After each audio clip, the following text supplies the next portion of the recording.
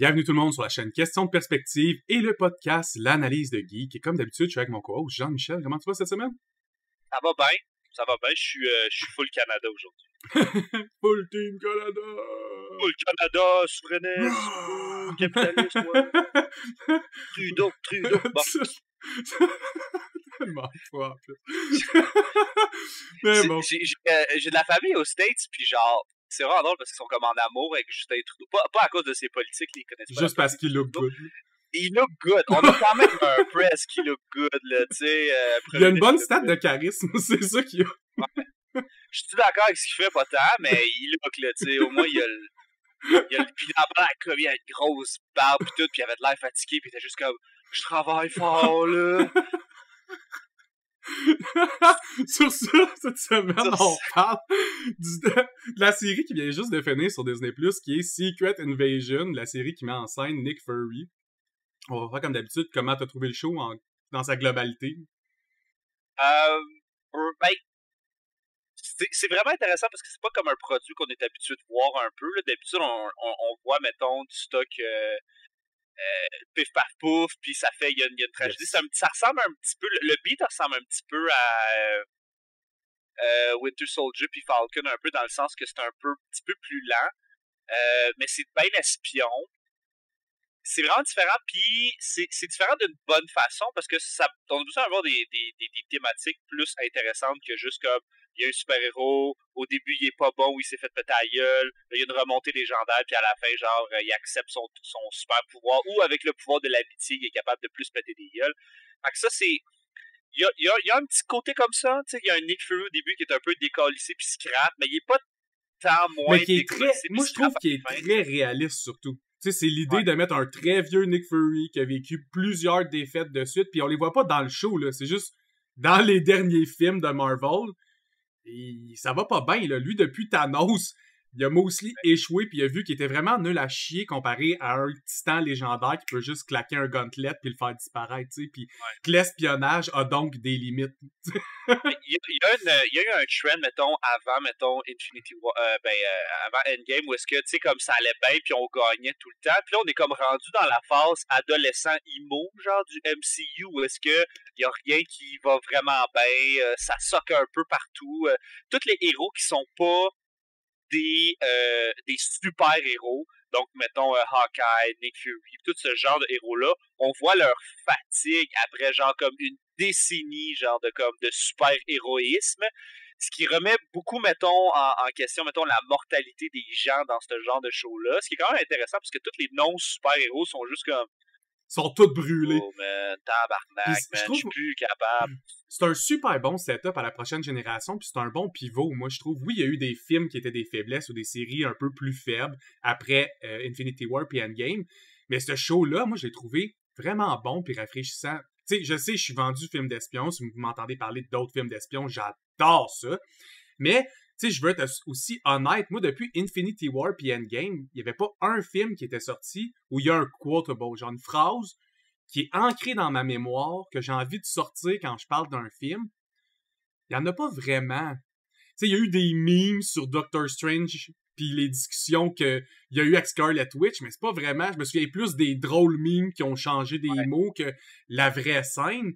Alors que là, Nick Fury, mettons, qui dit « I'm Nick Fury, when I'm out, I'm in », je pense que je vais m'en souvenir toute ma vie. C'est badass, ça fit avec le personnage. C'est ça le perso, puis c'est ça qu'il a fait aussi dans la vraie Secret Invasion d'un BD. Il a travaillé tout seul parce que tout allait mal. Tu sais, si toutes tes organisations, même les Avengers, tu sais pas s'il y a des Skrulls, ben tu vas travailler tout seul anyway. Oui, je suis content aussi que ça nous amène une affaire que j'ai beaucoup aimé de Secret Invasion puis du média en tant que tel. Moi, je trouve que le vidéo d'intro de Secret Invasion est vraiment bon. Probablement un des meilleurs de toutes les séries qu'on a eues. Je trouvais ça donnait un esti bon feel. J'aimais la vibe, j'aime le artwork qu'il donnait. Kudos, c'est vraiment, je trouve que je l'ai écouté quasiment à chaque fois, à chaque épisode, parce que je le trouvais vraiment le fun. On en apprend beaucoup, mettons, sur Nick Fury un peu, puis qu'est-ce qu'il a fait de son passé, puis pourquoi est-ce qu'il était aussi OP, hein, tu sais, quand t'as une armée, genre, d'espions qui travaillent pour toi, qui peuvent se changer en dedans de n'importe qui, n'importe quand, qui sont plus forts, plus rapides et plus résistants que n'importe quel être humain. T'as pas le choix de devenir OP, là, tu sais. En plus qu'on sait qu'il y avait déjà des connexions dans le monde un peu partout dans l'espionnage, il y a des amis influents. Tu sais, tu rajoutes tout ça, t'empiles ça. Moi, t'es au top du monde de l'espionnage, je peux facilement comprendre ça. T'sais. Je trouve, par exemple, que du côté des Skrulls, c'est un petit peu plus basique, mettons, l'information qu'ils nous ont donnée, dans le sens où est-ce que, tu sais, mettons, on en prend un petit peu, mettons, sur leur motivation, qu'est-ce qu'ils font dans la vie, puis comment ils sont combien sur la planète. Là, on parle de un million de Skrulls, qui est quand même, c'est fucking pas négligeable. Ben, je veux dire, c'est rien comparé, mettons, à 8 milliards de tatas, mais je veux dire, c'est quand même 1 million de personnes. Mais on parle pas beaucoup vraiment, tu sais, on parle peu de leur culture, on en parle un petit peu, mais c'est comme peu de motivation, puis je trouve que leur motivation est un peu... Mais on voit pas la motivation des Skrulls, on voit la motivation juste de Gavik.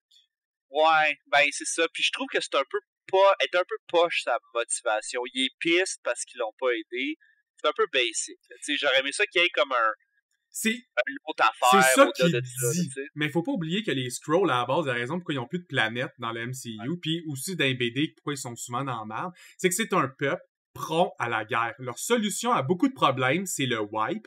Puis quand ta solution à tout, c'est faire des génocides, t'es vraiment problématique comme personne. Fait que c'est sûr qu'il est bébé Lala, puis que ça va pas prendre grand-chose pour que son réflexe, ça va être comme « Moi, t'as vous tuer! » Parce que c'est comme ça qu'ils ont perdu leur planète. Fait que oui, il est bébé, mais faut pas oublier qu'il est aussi pas un humain, puis il est aussi représentatif de pourquoi sa race a eu un downfall, tu sais.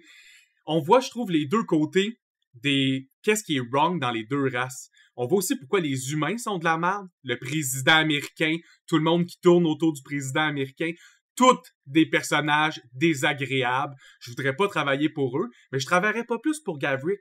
Fait que les deux parties sont pas bons. Ouais.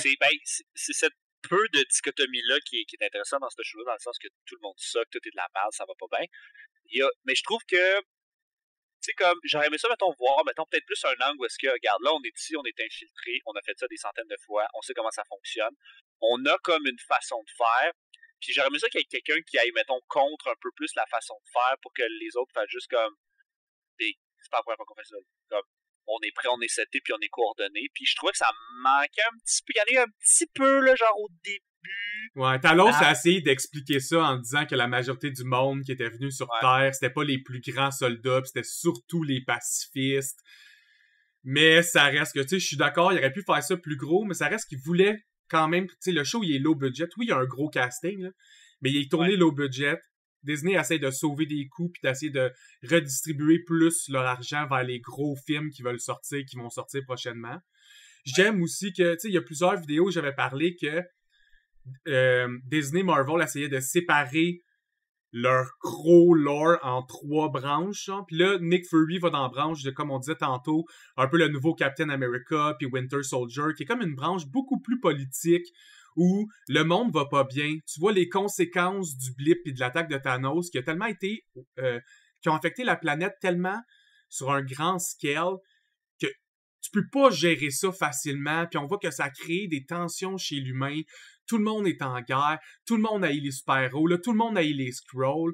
À la fin du show, entre autres, tu sais, comme les dernières secondes, on voit les conséquences de la série. Puis les conséquences de la série, c'est que maintenant, le monde tue du monde. Comme, tu fais un discours public, tu te fais tirer dans la tête parce que le monde pense que t'es un Skrull. Des fois, ils ont raison, des fois, ils ont tort. Tout le monde se tire dessus. Tout le monde est en crise. Puis on avait vu ça aussi à la fin de l'autre show. Puis ça, cette branche-là, moi, je la trouve intéressante, qui est comme le street un peu, le monde qui est plus concret. On s'en fout il y a pas de flashy. Oui, il y a certains moments flashy, ça reste un show de super-héros, mais c'est pas ça à tous les épisodes. T'as des épisodes qui vont être très lents puis focus ces dialogues. Puis genre, moi, j'en ai besoin de ces shows-là dans le MCU. J'adore ces BD-là. Quand je lis des BD X-Men, c'est ça, j'aime des fois la politique où tout le monde se parle, pourquoi ils font ça, c'est quoi leur motivation. C'est plus intéressant que juste des fois pif paf pouf pendant 1h30, tu sais. Mais il y a quelque chose d'intéressant dans cette série-là où est-ce que c'est notre incapacité à accepter autrui. Ouais, ben pas juste ça, c'est notre incapacité, dans le fond, à faire confiance, parce que c'est très théorie du complot, dans le sens que s'il y avait vraiment, mettons, une race d'aliens parmi nous qui est capable de shapeshift parfaitement pour qu'on soit juste vraiment pas capable de les différencier avec aucune technologie, puis qu'on le sait at large, ça nous casserait. Genre, il y a personne qui on se fait déjà pas assez confiance, les humains, pour acheter ça. Il y a des aliens sur la planète, puis on tire le monde en pensant que c'est des aliens. Fait que, tu sais, comme, faudrait pas que ça arrive pour de vrai, genre. Fait que...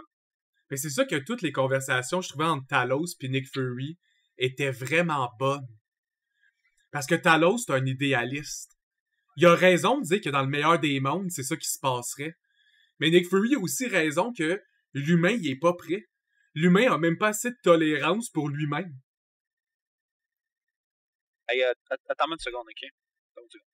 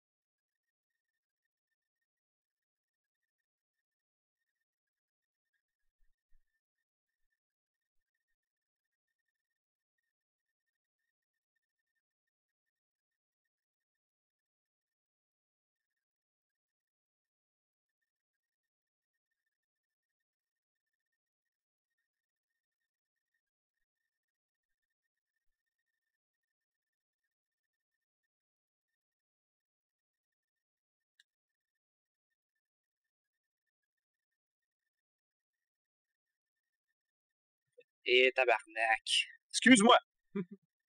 Calice.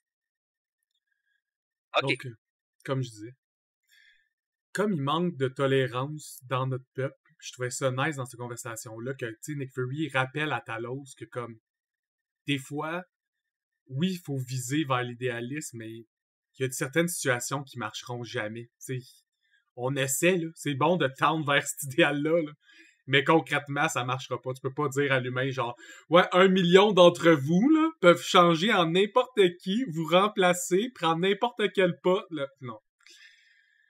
Impossible. Ça marche pas. C'est impossible. Puis c'est un peu leur problème dans le sens où est-ce que c'est vrai que c'est pas... Tu sais, mettons, si c'était clair, il était où, il était comment, puis qu'est-ce qu'il faisait, ce serait déjà une affaire, mais là, c'est comme, c'est pas clair. Quelqu'un qui peut shape-shift comme n'importe comment, puis qui peut être n'importe qui. C'est très fort. Puis tu sais, on l'a vu même dans X-Men, Mystique est vu comme un ennemi terroriste global à cause de ce pouvoir-là. Là, tu parles d'une race d'aliens qui ont tous son pouvoir. Ouais. Ils peuvent changer la voix, ils peuvent... Puis là, ils remplacent le monde en plus, comme ils prennent, ils les enlèvent, ils remplacent. C'est littéralement une théorie du complot. Puis c'est un méchant un peu à la Hydra. dans le sens, ça fait une couple de fois que j'en parle de ça, c'est que c'est un méchant qui est comme, il va toujours avoir une petite cellule de Hydra en quelque part, où ça donne qu'il était tout undercover depuis comme 15, 50 ans, whatever. Puis c'est un peu d'un méchant à la Hydra dans le sens que maintenant ils peuvent les sortir quand ils veulent, où qu'ils veulent, n'importe quand. T'sais. Puis on n'a aucune façon de les détecter. C'est ça qui est fucked up, c'est que on n'a aucune façon de les détecter. À part le tuer. Ouais. Mais tu sais, genre, on a 1000 façons de les détecter, là, c'est super facile, là. Comme dans la série, comme il coupe un doigt, puis le doigt il change après ça quand il est coupé. Je suis comme, bon, mais c'est qui super coupe? facile. À chaque fois que tu rentres à la job, faut que tu te fasses couper un doigt, t'as 10 jours de Non, ils ont pas de cheveux, Si tu coupes des cheveux puis t'es prêt après ça, ils devraient changer. Ou si tu enlèves un mini bout de peau, puis le bout de peau il devient vert, je dirais, c'est pas difficile à checker. Ça se fait bien, là, le publiquement, là, tu coupes ton petit bout de peau, tu fais comme, bon, voyez-vous, là, je suis rouge, c'est dégueu, là. Ben, jusqu'à ce qu'on trouve quelque chose, mais je veux dire, il y en a des façons, là, c'est pas comme... Non, je sais, mais... Non, je sais que c'est pas impossible, même dans les BD, souvent quand il y a une attaque de Skrull, Iron Man ou certains autres ingénieurs trouvent toujours une nouvelle stratégie pour être capable de les détecter, là, que ce soit n'importe quelle machine. Un moment donné, ils en trouvent. On parlait un peu du cast de la série, dans le fond, les personnages qui sont dans le show. Les personnages importants, évidemment, il y a Nick Fury. On en a parlé un bout. C'est le fun qu'ils nous ont présenté un Nick Fury qui est fatigué, il est vieux, il était semi en retraite en train de builder Saber. Saber qui est comme une station spatiale mais qui s'occupe des problèmes cosmiques. Là. Fait qu'il s'en fout un peu d'habitude de ce qui se passe sur Terre. Mais les autres personnages dans le show qui sont autour de Nick, j'ai trouvé vraiment cool, moi. Qui étaient mostly, à part War Machine, tous des personnages qu'on n'avait pas vus vraiment ou pas exploités sur le long terme. Oui, tu sais, l'épisode 1 commence avec Maria Hill. Il y a beaucoup de personnes qui ont arrêté après l'épisode 1 parce qu'ils trouvaient l'épisode 1 faible, mais tu sais, l'épisode 1 n'est pas représentatif du tout du show. Puis aussi, l'épisode 1, de tous les shows que j'ai écoutés quasiment dans ma vie, socle, là. Tu sais, j'écoute plus que 300 shows par année. Je pense qu'il y en a 5 que l'épisode 1 est bon, là. Ouais, ben, c'est un trend aussi que les épisodes 1 sont un petit peu faibles aussi dans le MCU, là, dans les séries qu'on a. Ils sont pas. Le mot, c'est peut-être pas faible, mais sont comme. Ils donnent pas le ton. Souvent, c'est pas ça le reste de la série. C'est comme, mettons, je pense qu'un des bons épisodes, mettons, qui commence vraiment la série en feu, c'est genre Loki. Le premier épisode, t'es juste comme, what the fuck, qu'est-ce qui se passe? Puis c'est intéressant, mais tu peux pas comme faire ça sur toutes les séries parce que ça marche pas. Tu sais, là, tu nous présentes quelque chose qui n'existait pas puis qu'on comprend pas. Fait qu'on est juste comme what the fuck. Mais tu sais, on comprend Nick Fury, on comprend, mettons, la Terre, on comprend. Fait que tu sais, comme il y a déjà du stock qui est déjà installé dans la série, fait qu'on peut comme. Ça va? Oui? Je te dérange pas par une petite lèche like okay. Fait que. Pour le monde en audio, il parle à son chien. Ouais. Non, je parle à toi. Fait que. Non, mais c'est juste. Puis, Maria Hill qui meurt aussi, c'est un personnage qui est récurrent qui meurt. C'est pas cool nécessairement à voir, mais il y a beaucoup de monde qui meurt dans cette série-là. Il y a beaucoup de gens qui meurent. Comme Secret Invasion, même moi, j'en aurais quasiment pris plus de monde qui meurt. C'est ça, Secret Invasion. C'est censé être beaucoup, mais il en garde pour ce qui va se passer dans la suite. Là. Je comprends que tu peux pas toutes les tuer dans Secret War, après ça, il te manque de jus. Mais moi, je trouvais ça cool qu'il ait tué Maria Hill. En fait, c'était un perso qui était fort et bien choisi parce que pour que Nick Fury tombe dans son downfall, Nick Fury, ce qui est fort, c'est ses alliés. Puis à ce moment-là, son allié le plus fort sur la Terre, c'était Maria Hill. Ouais. C'était la seule personne à qui il pouvait faire réellement confiance. Puis on l'a dit, c'est un show à propos de la confiance. Même l'ennemi a des problèmes de confiance. Nick Fury a des problèmes de confiance. Tout le monde a des problèmes de confiance. Ouais, il y a des agents doubles. Il y a des agents triples. Il y a des agents doubles qui sont des agents doubles. Tu sais, il y a comme un... C'est difficile après ça, à la fin, puis tout le long, qui est vraiment avec qui, puis t'es pas sûr, puis t'as du doute. C'est un show d'espion, tu sais. Ouais, c'est un show d'espion. Puis là t'as un personnage, puis là, t'es comme que t'aimais beaucoup, puis là, c'est rendu comme un crise de connard. Puis là, t'es comme, voyons donc, Steve Brody, c'est vraiment rendu un connard, tu sais. Puis là, t'es comme, c'est un Skrull, c'est pas un Skrull, mais il a vécu des affaires, mais tu vécu des affaires. Ah, Steve, c'est un fucking Skrull, tabarnak. Ben, ça veut dire que lui, d'abord, c'est un connard, ça doit être un Skrull. On le sait pas, peut-être pas. Fait que là, tu sais, c'est toutes ces affaires-là où est-ce que t'es comme, t'es pas sûr, tu le sais pas. Puis c'est comme un ton qu'ils peuvent ramener parce que tu peux prendre un personnage que t'es pas sûr, tu sais pas c'est qui, tu sais pas c'est quoi, puis là, soudainement, genre comme, c'est un alien. Ah! Fait je veux juste pas que ça devienne facile, par exemple, de juste mettre un personnage puis dire comme ah ouais, mais il est undercover, mais c'est un alien. Mais je pense pas qu'il va faire ça. Il aime ça mélanger les trucs. D'après moi, il va attendre que on oublie un peu les scrolls, pis là, poum! Il y en a un qui va être un scroll. Ça se peut. C'est plus leur move, d'après moi. Là. Ouais, un qu'on pense pas puis qu'on sait pas, puis justement, il va se faire puncher dans la gueule, puis il va attraper le punch, puis voyons, il est donc bien fort, soudainement, en tabarnak, c'est un cri de scroll. Après ça, il nous présente dans le show aussi la chef du MI6, une espionne. Oui, fucked up. Elle est tellement badass, cette madame-là. Je trouvais ça nice aussi de voir une espionne qui est très réaliste, qui est pas comme Black Widow, top modèle sexy, de comme, je m'infile parce que je suis ben trop chaude, puis après ça, je tue le monde avec genre mes jambes autour de sa nuque. Non, juste comme, j'ai un pistolet, puis je suis bonne pour m'infiltrer à des endroits, puis je tire le monde dans la tête, là. Tu sais, classique espion. Moi, je trouvais ça malade. Les conversations qu'elle a dans le show sont cool, puis aussi qu'on nous montre une façon de faire complètement différente de Nick Fury, mais qui fonctionne. Genre, cette madame-là est super efficient au travers de la série. Elle fait presque rien de ce qu'elle fait. Ouais. Puis, tu sais, c'est un peu le counterpart de Nick Fury, où est-ce que Nick Fury est très, mettons, un peu idéaliste, très comme ça va bien aller, puis nanana, puis elle est juste bien terre à terre, puis elle est bien juste comme ah, telle affaire, ah, ok, cool, ah, je vais tirer dans la face maintenant, pow, tu sais. Exact. Une dichotomie un peu des deux espions qui se connaissent bien, tu sais, c'est comme un peu, c'est pas son collègue de travail, mais genre, mettons, ils travaillent, ils sont dans le même game, mais dans un département différent, mais comme, leurs deux jobs, c'est de protéger la planète. Fait que des fois, ils travaillent ensemble, mais ils n'ont pas de lien hiérarchique relié. C'est deux boss de compagnie. Fait que sont bons. J'ai adoré le personnage. Tu mets des personnages comme Nick Fury, elle, Contessa Valentina à la grotte de la Fontaine. Ces personnages-là dans l'univers, je les trouve vraiment cool parce que il en faut pour justifier qu'il y a des humains qui dirigent des super-héros. Parce qu'il te faut des personnalités fucked up de même pour tenir en laisse quelqu'un qui est capable de level des cities, tu sais.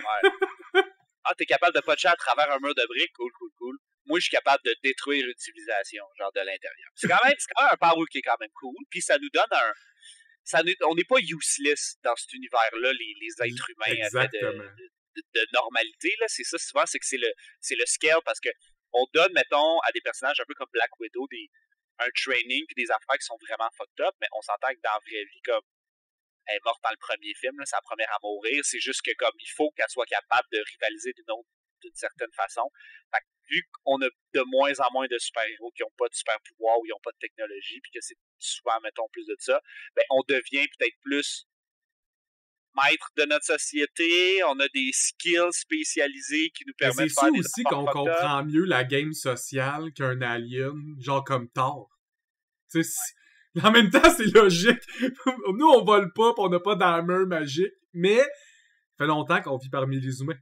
Fait que j'ai vraiment aimé ce personnage-là. Talos, je le trouvais super pertinent aussi, qu'on voit que Nick Fury, une des grosses différences qu'il y a aussi avec l'autre espionne, c'est qu'il tisse des liens d'amitié. Talos, c'est son ami. Puis comme Talos, c'est son ami, il va pas toujours prendre les meilleures décisions face à Talos. Puis il va écouter Talos, puis il va... Tu sais, ils ont des bonnes conversations humaines, je trouve, par humaine, je veux dire. Ils discutent de concepts moraux intéressants, puis de points de vue philosophiques que je trouvais le fun dans le show. Leur discussion de train, pour moi, le jeu que Nick Fury joue avec, qui est comme « Tell me something I don't know », je trouvais ça tellement nice entre espions, qui est juste, on nomme un sujet, puis il faut que tu m'en parles, tant que tu me dises quelque chose que je sais pas, tu sais. Ah, j'ai adoré cette scène-là. Puis aussi, on emmène jusqu'à la mort de Talos. Puis la mort de Talos, qui est pas à portée cheap non plus, je trouvais. Tu sais, toutes les conversations qu'il y a eu avec Gaïa, que Gaïa prend le temps d'y dire, ton plan, c'est de la marde. Comme, il marchera pas. C'est pour ça que je t'aiderai pas. Tu sais, je vais juste m'en aller, je vais me cacher, parce que tu vas mourir, ton plan, il est pas bon. J'ai pas full aimé Gaïa comme personnage. Ah oui, moi je l'aime bien, Gaïa, comme perso. Ben, c'est peut-être juste l'interprétation. Je sais pas, je trouvais qu'il était... Je sais pas, j'ai trouvé un peu boring, dans le sens où est-ce que, regarde, là, on a un setup où est-ce qu'il crée des Super Scrolls, qui sont comme des... Ça existe, là, des Super Scrolls, il y a un personnage dans le jeu qui s'appelle Super Scroll. on crée ce personnage-là, on lui donne des pouvoirs qui sont... Bon, le pouvoir de shapeshift un Avenger, un pouvoir d'Avenger. Ben, Super Scroll, c'est ça qui fait. Ouais, c'est ça qu'il fait, mais je suis comme... Je sais pas, j'ai trouvé le perso un... Je trouve qu'il y aurait peut-être... C'est un personnage qui a pris des risques, c'est un personnage qui a fait des affaires, mais comme... J'aurais aimé ça voir un côté d'elle qui prend des plus gros risques personnels, puis qui prend des plus gros... Ouais, mais il faut pas oublier que plus, cette phase-là, c'est une phase d'introduction à des personnages. Ouais.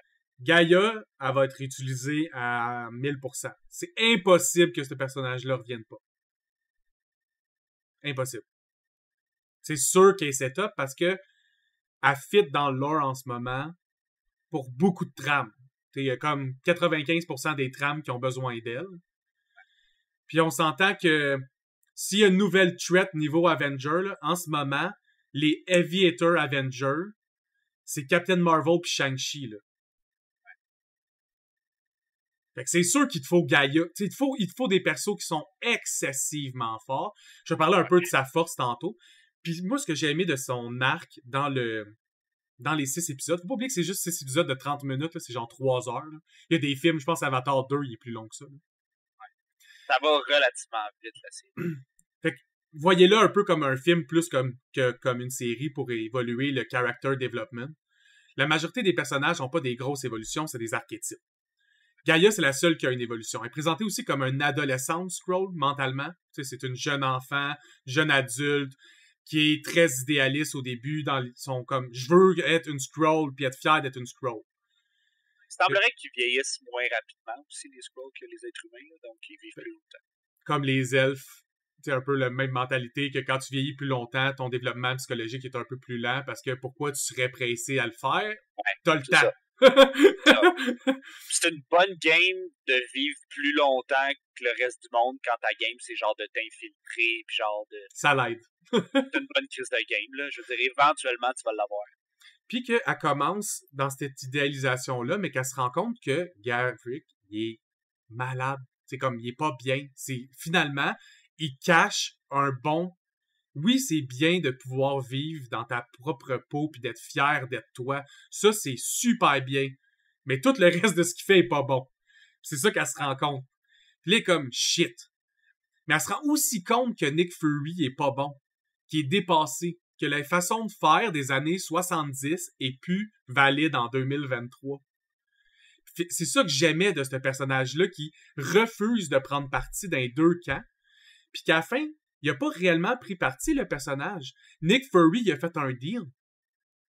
Il a dit, mon plan fonctionnera pas, je suis en train de perdre. Parce qu'on la voit pas, cette convo-là, mais c'est sûr que c'est ça qui s'est passé parce que Gaïa, c'est ça qu'elle voulait entendre. Fait que Nick Fury, il fallu qu'elle la voie. Il dit, je suis en train de perdre. Je suis vraiment désolé pour Talos. Comme, les Skrulls vont perdre, puis nous, on va perdre. Tout le monde perd. Il y a juste l'ennemi qui gagne. Fait que, je te donne ça, j'ai confiance. Encore une fois, le show est à propos de la confiance, là. J'ai fini mon analyse et je te fais confiance. Il donne le plus puissant pouvoir. Je pense que, concrètement, dans l'MCU, en ce moment, la seule personne qui peut peut-être gagner un 1 contre 1, c'est Doctor Strange. Parce que son set de pouvoir counter un peu le set de pouvoir à Gaïa en ce moment. Dans l'optique aussi, ta scène dans une autre dimension, dans son set de pouvoir, elle a pas un spell pour venir. Mais c'est tout. Tu peux pas la tuer tant que ça. Tu peux juste la trap.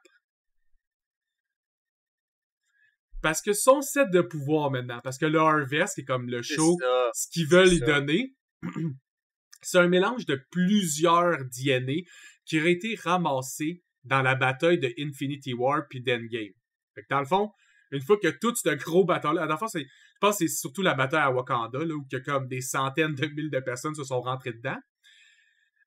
Et pas à Wakanda, et au compound The Avengers. Ah oui, c'est vrai. C'est quand même là, mais... Ils ont ramassé le DNA un peu partout, parce que why not? Moi aussi, j'aurais fait ça, j'étais Shield Nick Fury, tu sais, ça peut être pratique. Ce que je trouve un peu retardé, c'est qu'ils sont capables, mettons, de prendre la shape d'une personne, sont capables de prendre leur super pouvoir, non, juste avec cette machine-là. Faut que tu ailles le DNA puis cette machine-là. Mais aussi, il faut que la personne elle ait des pouvoirs. Tu sais, si tu prends quelqu'un qui n'a pas de pouvoir, ça te donne pas grand-chose. Tu sais, mettons, ce que je trouvais fucking weird, c'est que j'aurais mis, OK, tu peux prendre les super pouvoirs d'une personne, c'est du shape-shift, mettons, comme eux autres, mais tu peux pas avoir n'importe quel super pouvoir. Parce que, tu sais, mettons... Ben, le Super Skrull classique a les pouvoirs des 4 Fantastiques. Ouais. C'est ça son pouvoir. Ouais, c'est ça son pouvoir, mais tu sais, comme, tu sais, mettons Carol Danvers, son pouvoir, c'est pas un pouvoir de DNA. Oui, il y a un pouvoir... cosmique. Ouais, mais son pouvoir d'énergie cosmique est à cause d'un fuck-up dans son DNA. C'est un peu... Ben, c'est ça qui avait été expliqué quand l'énergie cosmique, c'est une stone. Fait que la stone, ce qu'elle a fait, c'est la changer son DNA à elle. Ah, ok, ouais. Théoriquement, ça marche, mais ça reste... Il fallait y donner Flight. Il fallait y donner une affaire vraiment OP. Un des persos OP de l'univers, c'est Captain Marvel. Puis elle est souvent pas sur Terre. C'est un des gros problèmes de ce perso-là. Elle est jamais là, la tabarnak. Comme elle est jamais là, il faut un backup. On a un backup. Comme des femmes fortes, où est-ce que tout le monde dépasse sur eux autres, sont tout le temps occupés tabarnak. D'un BD du monde qui ont des backup power de Captain Marvel, il y en a plein. Il y en a tout le temps. Captain Marvel, je lis ses trames, moi. Je pense dans les 5 dernières années, il y a eu 4 clones d'elle différents d'une façon différente. Que ce soit elle qui fait un Kamehameha qui devient un clone d'elle, elle qui fait apparaître un clone d'elle, quelqu'un qui a juste ses pouvoirs qui est un clone d'elle. Il y a tout le temps quelqu'un qui a un backup parce qu'elle est trop partout. Parce que, bon, DNA, liste de tout ce qu'elle a. Ah, vas-y. Elle a les pouvoirs elle a le DNA de Captain America, fait qu'elle a le Super Serum. Elle a le DNA Asgardian de Thor Odinson. Fait qu'en théorie, tout ce qui est technologie Asgardian, elle peut l'utiliser. Puis elle peut, comme toutes les immunités Asgardian, puis les résistances au pi. Elle a l'ADN de Hulk. Elle a l'ADN de Black Panther. Elle a l'ADN de Winter Soldier. Elle a l'ADN de Captain Marvel. Elle a l'ADN de Gamora, de Mantis, de Groot, de Drax, de Valkyrie, de Korg, de Abomination, de Ghost. Et arrête, là. Et c'est ça. Fait qu'elle peut face shift comme Super Strength par 4 personnes, Flight, contrôler les émotions puis le mental par les pouvoirs à Mantis. Beaucoup d'ADN alien dans elle. Genre énormément d'aliens différents dans elle, ce qui lui donne beaucoup de résistances différentes, en plus d'être probablement capable de respirer dans l'espace en ce moment, résister à la pression atmosphérique, comme non atmosphérique d'être dans l'espace. Et dans le Power Scale, comme j'ai rendu top 5 automatiquement du MCU. Mais attends, elle a peut-être accès à toutes ces affaires-là. Pas en même temps. Elle switch un à l'autre. Mettons qu'elle utilise, les pouvoirs de Miss Marvel, de Carol Danvers. Elle les a pas aussi forts que Carol Danvers. Ben, elle les a pas entraînés aussi autant, tu sais. Non, mais dans le fond, c'est une Jack of all trades. Exact. Mais qui est bonne dans rien, dans le sens où est-ce qu'elle peut pas aller s'approfondir dans un power. Comme, à part les pouvoirs de Hulk, mais elle sera jamais aussi fort que Hulk. Exact. Parce qu'elle aura pas le power-up à cause de la rage et tout ça. Ouais. Mais elle a... Mais quand même OP. C'est quand même OP. C'est ça. C'est qu'il faut Hulk pour l'arrêter en Hulk, mais elle a juste à pas utiliser les pouvoirs de Hulk puis switch sur un autre pouvoir. Tu sais, c'est ça qui est compliqué avec elle, qui va être intéressant de voir dans le futur quand elle va être utilisée, pourquoi elle va être utilisée. Faut pas oublier qu'il y a aussi Emilia Clarke. Moi, je trouve que c'est une super actrice, là. C'est sûr que elle va être bien utilisée dans le futur. Puis aussi, elle a l'habitude de jouer devant des green screens. Disney en utilise beaucoup. Je sais qu'il y en a certains qui écoutent que ça les dérange, les green screens. Genre, entre autres, il y a beaucoup de scènes de Nick Fury qui est juste assis dans des pièces, puis les pièces, c'est des green screens. Moi, ça me dérange pas. Ça me dérange zéro. Ils veulent sauver des coûts. Ils ont des studios remplis de green screens. Utilisez-les. Ça fait travailler des animateurs, anyway. On va s'enligner vers ça de plus en plus. Il y a de moins en moins de place au tourner. Puis quand tu tournes dehors, les spoilers sont énormes. Genre, la première saison de House of the Dragon, en exemple, a été tournée dehors. Je savais presque tout le show avant qu'il soit sorti, juste à cause de où ils ont pris les photos. Ben, c'est sûr aussi que, tu sais, je veux dire... Faut un mélange, c'est bon, moi, mais... C'est une méthode de tournage comme un autre, des coûts pour un show de télé, tu sais, c'est ça que je veux dire. C'est pas un gros film, c'est pas un AAA film qui est fait pour comme faire avancer le... Je sais pas, c'est pas comme Avenger le prochain, tu sais. Non, moi, je suis d'accord. Tu as le droit de dire, mettons, regarde, maintenant, les films, ça va être comme ça. Mettons, c'est un green screen. tant et aussi longtemps que tout le monde qui travaille sur la production, que ce soit, mettons, les acteurs, les écrivains, les gens qui sont dans le background, tout ce monde-là, sont payés de façon adéquate et ont des bonnes conditions de travail. C'est pour ça qu'on supporte le writer strike. C'est ça, je suis prêt à dire, on est capable de, mettons, rentrer la nouvelle technologie puis les AI dans le système pour être sûr que, mettons, ce soit plus productif, ce soit mieux fait, que ce soit plus facile de faire les choses. Tant et aussi longtemps que tout le monde, tabarnak, est payé comme du monde. Ben oui, c'est ça. C'est juste ça, tu sais. Si ça me coûte le fait de pas aller, mettons, à telle place à New York pour regarder comme dans le background, genre comme un spoiler des Avengers, pas la fin du monde. Moi, ça m'enlève rien. Tant que le monde, ils ont des conditions de travail tabarnak. C'est ça, mon... Exact. Faut que tout le monde, puis c'est ça qui va rendre les shows de mieux en mieux. T'sais, s'il y a une faiblesse dans les 5 dernières années, mettons, dans la cinématographie globale, c'est parce que personne n'est payé. Puis après ça, quand les artistes demandent d'être payés, vous dites que mais c'est pas une vraie job, vous méritez pas vraiment d'être payé. Oui, mais c'est pour ça qu'après ça, votre divertissement est de la merde. C'est une loupe sans fin. C'est ça. Fait qu'il y a un... Tu sais, en tout cas, c'est difficile aussi de dire, mettons, parce que là, on peut prendre 5 minutes pour en parler. Là, mettons, il y a un writer strike. Moi, je suis quelqu'un qui consomme, mettons, de la télé, puis je suis quelqu'un qui consomme, mettons, des séries, des trucs de même. Puis à la fin de la journée, tu peux faire un film, ce qu'on appelle un film à la Michael Bay, dans le sens où tout ce qu'il y a, c'est des astis d'explosions, puis des... Tu peux en mettre autant que tu veux. Mais si c'est un script de merde, si l'histoire est de la merde, moi, là, je vais pas aller m'asseoir 2h30 de temps dans un cinéma ou devant Netflix pour regarder du pipi. Il me faut des bons dialogues. Genre... Faut qu'il y ait quelque chose en arrière, faut qu'il y ait quelque chose. Puis ça part d'une équipe d'écrivains, puis d'une équipe de scénaristes, de toutes ces choses-là. Un film qui est scénarisé, qui a un bon fucking script, qui a un esti genre de... Toutes ces choses-là fait de ce qu'un film est un film. Le reste, c'est juste du bonbon. Hein?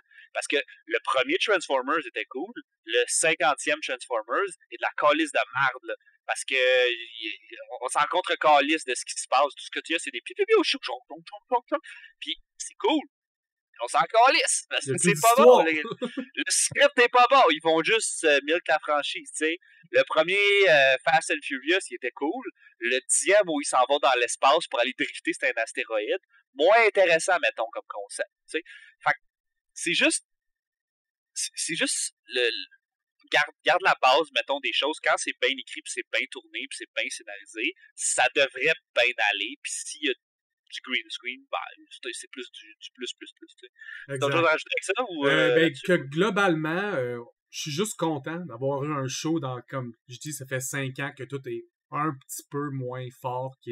On avait eu un gros pic dans l'époque de Endgame, Infinity War, même pas juste dans l'univers Marvel. Tous les films alentours étaient quand même pris une coche. On l'a perdu. Puis dans ce monde-là dans lequel le divertissement est souvent plus faible, ben le show, il est bon. Pour moi, il est tellement bon, Secret Invasion, qui est dans mon top 3 des shows télé. Pas si je considère les films, là. Ça reste que les films sont souvent meilleurs. Marvel, sa force, ça n'a jamais été les shows télé. Les shows télé, c'est DC. Les films, c'est Marvel. C'est ça qui est ça. On peut pas réinventer la roue, mais pour quelque chose qui est... Ils sont rendus peut-être, je sais pas moi, 10, 12 shows sur Disney+, qui sont différents. Moi, il est facilement dans mon top 3. Puis il y a des vraiment beaux dialogues, des dialogues que je vais me souvenir longtemps. C'est ça que je veux. Tu sais, c'est rare maintenant, fait que prenez-les. C'est bon. Tu as autre chose à rajouter, toi? Pas tant. C'est une série différente. C'est pas ce qu'on est habitué de voir. Ça nous amène d'autres éléments. Ça finit-tu bien, ça finit-tu pas bien? Ça finit pas vraiment bien. Ça finit super mal. Ouais. Mais c'est important aussi d'avoir des choses comme ça parce qu'à un moment donné, son on peut setup, pas... c'est tremplin à d'autres films. Moi, j'aime ça quand les choses finissent mal. Ça rend le prochain film à higher stake. T'sais. Ouais, mais c'est parce que les héros peuvent pas gagner tout le temps. C'est parce que quand les héros gagnent tout le temps, c'est grand. Comme on disait dans Ant-Man, dans le dernier Ant-Man, Kang aurait dû gagner. Ça aurait rendu Kang plus intéressant. C'est comme... Ouais, vraiment. Tu peux pas le faire. Là, tu nous l'as présenté 2 fois en train de perdre. J'ai pas l'impression qu'il est si fort que ça. T'sais, oui, il est partout, mais il y a de l'air weak pour l'instant. Fait que tu fails un peu ta présentation du héros. En même temps, Kang, sa force, c'est pas le fait qu'il gagne. Non, je sais, mais des fois, il gagne. T'sais, c'est ça l'affaire, c'est qu'il est partout, puis de temps en temps, il gagne. Ce qu'il a, il faut que tu ailles l'arrêter parce qu'il est en train de gagner. Fait que... C'est le fun quand les méchants gagnent des fois. Il aurait pu s'échapper du Quantumverse, puis qu'on sait pas il est rendu. Ça aurait été intéressant. On aurait fait comme Fuck You. Ça aurait été cool aussi. D'avoir un autre petit mystère. Ouais, puis en même temps, es-tu vraiment mort? Je pense qu'il est mort. Mais je pense que oui. De toute façon, même s'il n'est pas mort, c'est pas grave, il y en a un invité. Exact. Mais en tout cas, c'est ça, c'est tout. Ouais, c'est ce que j'avais à dire là-dessus. Allez l'écouter, c'est quand même pas pire. Oui, puis ça s'écoute en 3 heures, là, à la limite. Prévoyez-vous le temps d'un gros film, puis écoutez-le tout d'une traite. Je pense que le show gagnerait à binge-watch aussi. Je pense qu'ils n'ont pas fait la bonne façon de le release un épisode par semaine. Oui, ils ont voulu le faire pour garder du monde sur Disney+, parce que presque personne va sur Disney+. Je comprends ça, ils veulent faire de l'argent. Mais c'était pas la bonne façon d'écouter le show. Le show s'écoute mieux d'une traite. Non, surtout que quand tu prends un mois de Disney+, c'est 4 semaines, il y a 5 épisodes. T'as gardé ton monde, félicitations, t'as gardé ton monde peut-être 2 mois.